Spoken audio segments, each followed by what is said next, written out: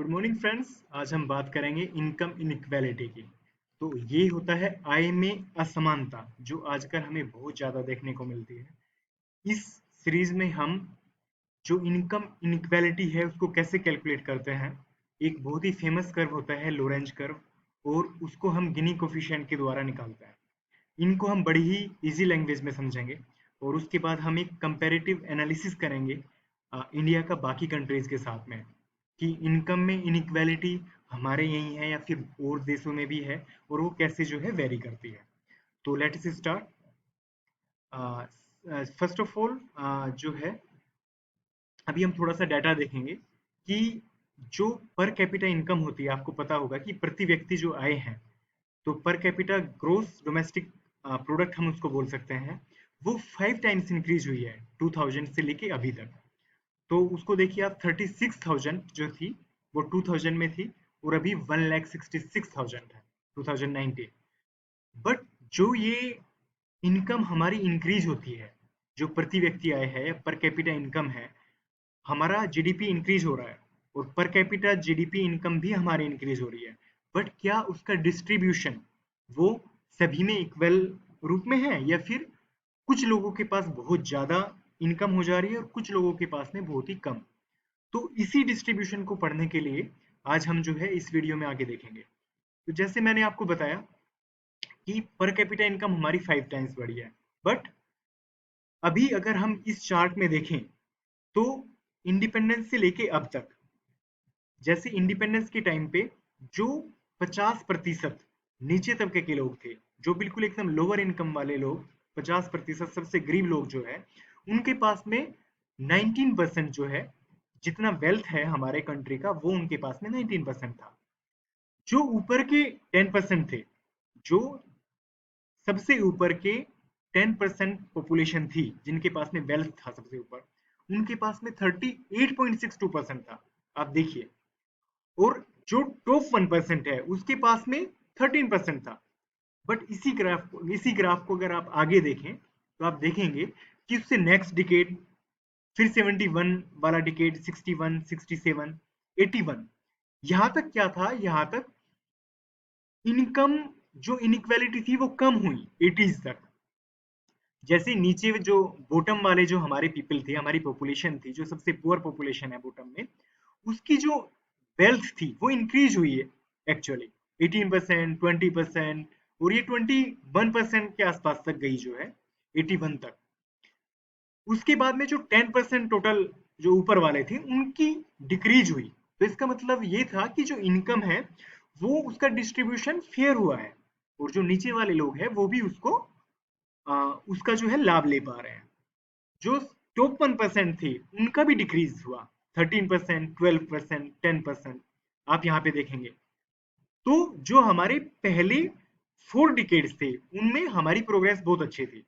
But 81 के बाद से जैसे ही हमारा 91 का डिकेड स्टार्ट होगा तो आप देखेंगे कि जो लोअर हमारे 50% लोग हैं उनके पास में वेल्थ का जो डिस्ट्रीब्यूशन है वो कम होना स्टार्ट हो गया, 19%, 16%, 13%।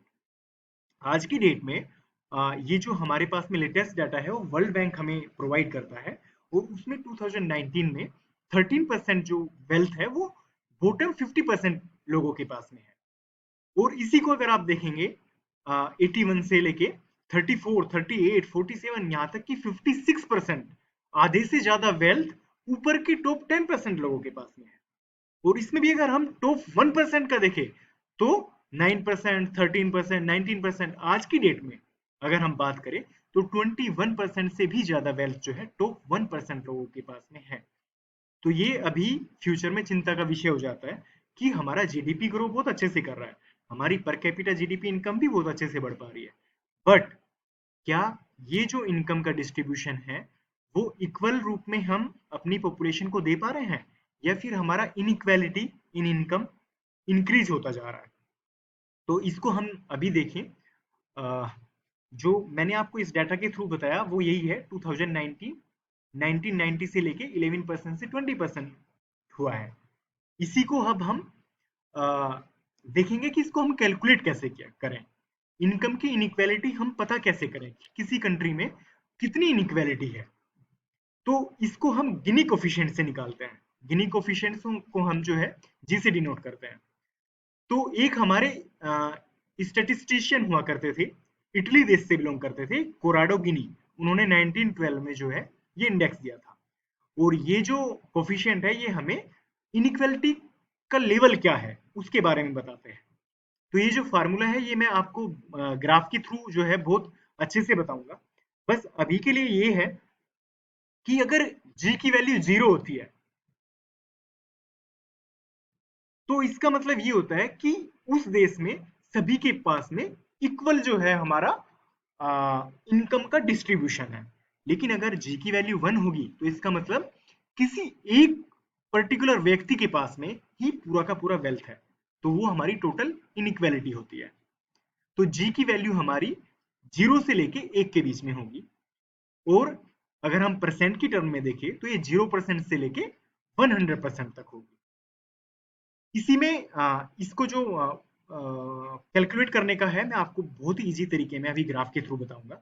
लेकिन अभी के लिए आप ये देख सकते हैं 2019 में हमारी जो जी की वैल्यू है वो परसेंटेज की टर्म में अगर हम देखें तो 35.7% है। अभी अच्छा है, बुरा है या मीडियम में है वो हम आगे डिस्कस करेंगे। अभी ये देखिए 2011 से 2020 का जो इंडिया का इनकम इनइक्वालिटी है, ये देखिए अगर आप देखेंगे 50%, ये 50% है। यहाँ पे 50% लोगों के पास में ओनली जो है 13% अपना वेल्थ है। जितना भी हमारे देश के पास में धन है वो सिर्फ उसका 13% हमारे नीचे के 50% गरीब लोगों के पास में है। अगर आप देखो कि टॉप जो है 1% के पास में कितना है तो वो 22% है। तो 99% के पास में जो है 78% वेल्थ है, लेकिन टॉप 1% के पास में 22% है। इसको हमने इस ग्राफ के थ्रू प्लॉट किया है। अब इसी ग्राफ में हम आगे देखेंगे कि इस ग्राफ को हम लोरेंज कर्व बोलते हैं और ये जो है गिनी कोफिशिएंट का ही ग्राफिकल रिप्रेजेंटेशन होता है। तो ये जो स्ट्रेट लाइन आपको दिख रही है, अगर जो किसी भी लोग के पास में कोई अमाउंट नहीं है, उसके बाद में 20% जो पॉपुलेशन है उसके पास 20% ही वेल्थ है, 50% के पास 50% ही वेल्थ है, 80% लोगों के पास 80% ही वेल्थ है। तो इसका मतलब ये क्या है कि ये परफेक्ट इक्वेलिटी है। इस लाइन से हमें क्या पता लगता है कि परफेक्ट इक्वेलिटी है इस देश में। जो आय का डिस्ट्रीब्यूशन है वो एकदम बिल्कुल परफेक्ट है। इसके बाद में अगर हम देखेंगे कि 100% जो पॉपुलेशन है तो इसके पास में क्या है, कोई वेल्थ नहीं है। जो टॉप एक 0.11% जो होगा अपना एक व्यक्ति, उसके पास में हमारी टोटल की टोटल इनकम है। तो इसको हम क्या बोलेंगे, परफेक्ट इनइक्वालिटी। तो इसके बाद में लेकिन एग्जैक्टली जितनी भी हमारी कंट्रीज होती है उनकी इकोनॉमी होती है उसमें परफेक्ट इक्वलिटी और परफेक्ट इनइक्वालिटी गेन करना बहुत ही डिफिकल्ट होता है। तो ये इस ग्राफ के थ्रू, जैसे ये हमारे देश के लिए, ये इंडिया के लिए हमने ग्राफ बनाया है, इसमें हमें पता लगेगा कि ना तो परफेक्ट इक्वलिटी है ना परफेक्ट इनइक्वालिटी है, बट ये रियल इनइक्वालिटी है। और इसी को हम अभी सिंपल टर्म में आगे देखेंगे। ये जो एरिया है ये 0 से लेके 100 का ये वाला जो एरिया है ये हम ए से डिनोट किया है, और ये जो एरिया है ये हमने बी से डिनोट किया है। तो ये ए और बी हमने लिखे हैं सिर्फ गिनी कोफिशिएंट को कैलकुलेट करने के लिए। ये जो ग्राफ है ये आपने देखा रियल इनइक्वालिटी वाला ग्राफ, ये जितना नीचे होता जाएगा उतनी ही इनइक्वालिटी आपकी बढ़ती जाएगी। जैसा आप यहां से देख रहे होंगे ये परफेक्ट इक्वलिटी है, इसके बाद में इनइक्वालिटी बढ़ती गई बढ़ती गई बढ़ती गई और यहाँ पे जाके ये परफेक्ट इनइक्वालिटी होगी। तो इसको अभी आप देखें, ये ए जितना ज्यादा एरिया होगा उतनी इनइक्वालिटी ज्यादा होगी। बी को हमने डिनोट किया है नीचे वाले एरिया से, और जो जी है, जी इक्वल टू होता है a divided by a plus b, मतलब टोटल एरिया जो है ए को डिवाइड कर देते हैं हम टोटल एरिया से, तो हमारा सिंपली जी आ जाता है। तो ये हमारा 0 से 1 के बीच में रहेगा, लेकिन अगर हमें परसेंटेज में इसको निकालना हो तो फिर हम इसमें 100 की मल्टीप्लाई कर देंगे। इसको हम एक बार जैसे ये various types of Lorentz curves है, ये परफेक्ट इक्वालिटी जैसे मैंने आपको बताया, ये टोटल इनइक्वालिटी मैंने आपको दिखाया। अभी इसका मतलब क्या है कि ये इनइक्वेलिटी तो है, लेकिन ये थोड़ा सा कम इनइक्वेलिटी है। लेकिन जो तीसरे ग्राफ में हम देख रहे हैं वो बहुत ज्यादा इनइक्वेलिटी है, ठीक है, कंपैरेटिवली 2 से 3 में ज्यादा। तो यहां से लेके यहां तक इनइक्वेलिटी हमारी इंक्रीज होती जा रही है। अब इसमें सबसे इंपॉर्टेंट चीज क्या आती है कि एब्सोल्यूट मेजरमेंट ऑफ इनकम नहीं करता है गिनी कोफिशिएंट, ये सिर्फ कंपैरेटिव एनालिसिस करता है। एब्सोल्यूट अगर आपको इनकम की इनक्वालिटी निकालनी हो तो हम गिनी कोफिशिएंट से नहीं निकाल सकते। जैसे यूएस वो हाई इनकम कंट्री है और इंडिया वो लो इनकम कंट्री है, इनके गिनी कोफिशिएंट सेम हो सकते हैं, लेकिन इसका ये मतलब नहीं है कि सबके पास में इनकम का लेवल एक ही है, क्योंकि पर कैपिटा इनकम का जो डिफरेंस है वो बहुत ज्यादा है। अभी हम इसी में आगे वर्ल्ड का जो है ये वर्ल्ड बैंक ने डाटा जो है कंपाइल करते हैं, तो 2019 उनका लेटेस्ट डाटा है आज 2022 में। तो इसमें अगर आप देखेंगे तो गिनी कोफिशिएंट ये परसेंटेज की टर्म्स में है। तो जितना ज्यादा गिनी कोफिशिएंट होगा उतनी ज्यादा इनइक्वालिटी होगी। अब देखिए ब्लू वाला जो कलर है ये आपका यूएस, मतलब हाईली डेवलप्ड जो कंट्रीज है, और इधर जो है साउथ अमेरिका, इसमें जो है आपको पता है कि ड्रग्स वगैरह, ऑयल वगैरह, यहाँ की जो इकोनॉमी है, ट्रॉपिकल फॉरेस्ट वगैरह है, ब्राजीलियन एक डेवलपिंग कंट्रीज है। तो ये सारे जो है कंट्रीज डेवलपिंग फेज में है, बट इनमें इनकम की इनइक्वालिटी बहुत ज्यादा है। जैसे आपने देखा होगा कि एक ड्रग कार्टेल हुआ करता था, तो उसने बोला था कि मैं अपने पूरे कंट्री का डेट जो है वो पे कर दूंगा, बशर्ते जो लीगल चीजें हैं वो मेरे लीगल चार्जेस जो है वो मेरे से हटा लिया जाए। ये कोलंबिया वगैरह में जो है ड्रग कार्टेल्स थे, उनमें से एक की स्टोरी बता रहा हूँ, उसका नाम मुझे अभी याद नहीं आ रहा है एक्चुअली। तो इन कंट्रीज में, यूएस में आप ये देखिए कि इनइक्वालिटी का लेवल क्या है। अभी इसी इनइक्वालिटी को हम क्या करेंगे कि ये देखिए, इसको हम सोशलिज्म और कैपिटलिज्म से भी कर सकते हैं। सोशलिज्म का मेन फंडा क्या था कि जितना भी आपके पास में जो है वेल्थ है वो इक्वली डिस्ट्रीब्यूट होगा। तो ये जो लाइन है ये सोशलिज्म को डिनोट करती है। और कैपिटलिज्म में भाई अपना जो है फैक्ट्री लगाइए, अपना कैपिटल लगाइए और उससे जो है प्रॉफिट पाइए।